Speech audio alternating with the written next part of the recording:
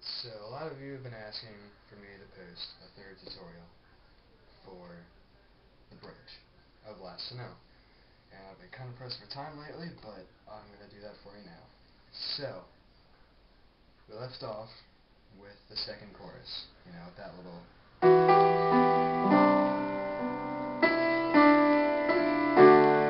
Alright? Now from there, he goes into this kind of creepy thing, right? And you hear the guitar kicks in with like this kind of high-pitched whine thing, right? So, you know, the rhythm with that, alright, I'll just play what you're going to be doing, right? So it's...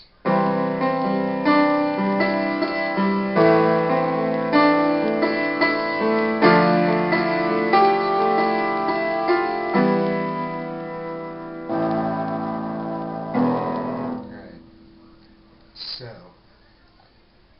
that first part, you know, when the guitar starts kicking in the left hand, you know, this first riff is a C, an E, and a G in the left hand together with a C in the right hand. So you get this nice, full C chord. Alright? And then from there, you're going to hit, you know, this little melody in the right hand, which goes C, D, E, E. Hit that E twice. So altogether, it's going to sound like... Now I do, because that's really a weird rhythm to play. You know, it feels weird to play. So I actually throw a G in between those notes, because it really helps you. But you don't have to. So instead of just going... What I do is...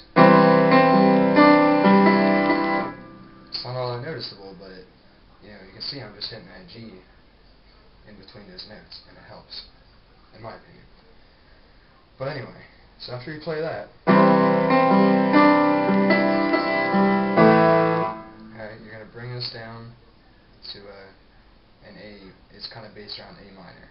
Alright, so the second riff is a E, and an A in the left hand. Okay, and that's it. Just that A, E, and A.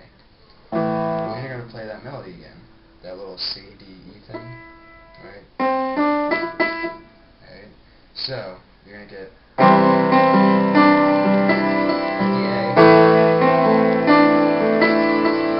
Alright? And again, you can hit that A, you know, on the top here, in between those notes to help the rhythm. Alright? So, after that, it's going to bring up to a D minor chord. Alright?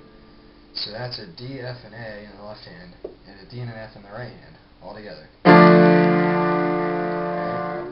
And it kind of changes up a little bit. So, when you hit that chord, you're gonna, the rhythm in the right, or the melody in the right hand is the D and the F, E, G, A, E, F, E. Alright? Alright.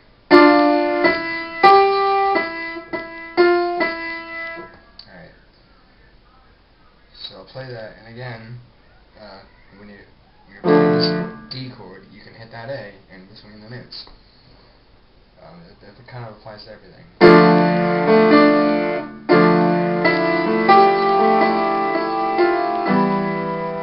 Alright. So, that last E that you hit is you're going to hit a full-on E minor chord. So that's an E, G, B in the left hand, along with that E in the right hand. And a good way you can think about this is when you're playing the D chord, all you're doing when you change is you're going to take the D and the F and the A, that same chord shape, and move it up a whole step. Alright? So that's from there. Alright? So, altogether, that's... Alright? It's not too hard. So I'll play those first three parts together, a little bit slower so you guys can kind of see how that works, alright?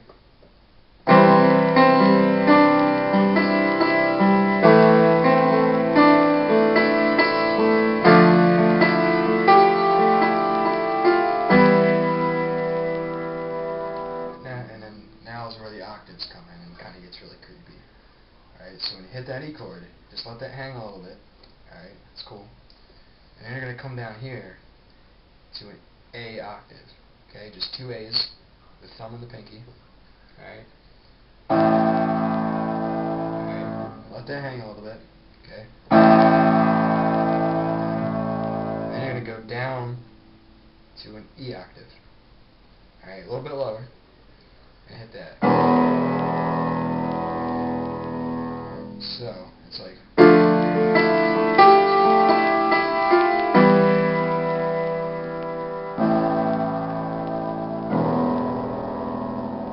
It's really cool.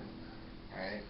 That's where the drums start kicking in. And actually, if you're just playing this by yourself, you know, you don't have a drum with you, you know, not playing in a band, you can actually play that drum beat out to kind of build it up. So instead of just letting it hang, you can actually, you know, kind of do this. Alright?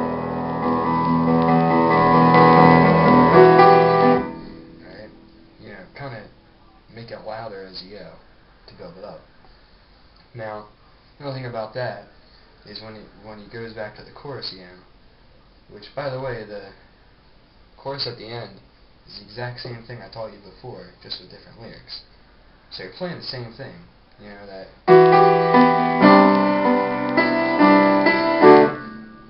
same thing, right? He's just singing something different. So the only thing, if you're hitting that octave, you know, really fast and building it up, you got to be able to take that and bring it back up here again, really fast, right? Which is cool. If you can pull that off, it'll sound really cool. But that's the only thing. You know, you can let it just ring out,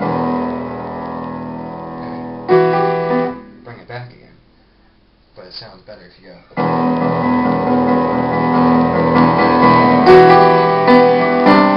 Right? So, yeah, so you're going to do the same chorus lesson that I taught before, you know, same notes and everything. But my advice would be to play it louder, because it'll give it more of a contrast, you know, because the whole first part of the song from the other videos is really soft, you know. You know, it's really, you know, kind of depressing really, but it's soft.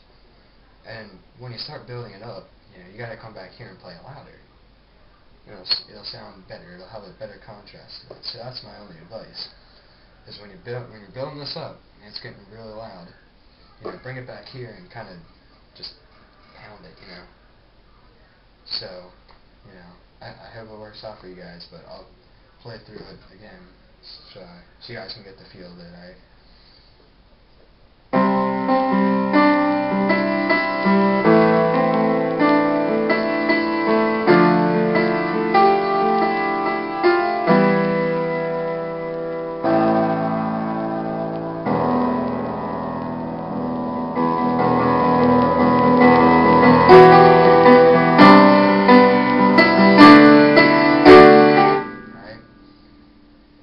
So that is the bridge, and basically the ending for Last to Know. And if you guys have any questions, please feel free to comment or message me, and I will help you out as much as I can. But thanks for watching, and I hope this helped.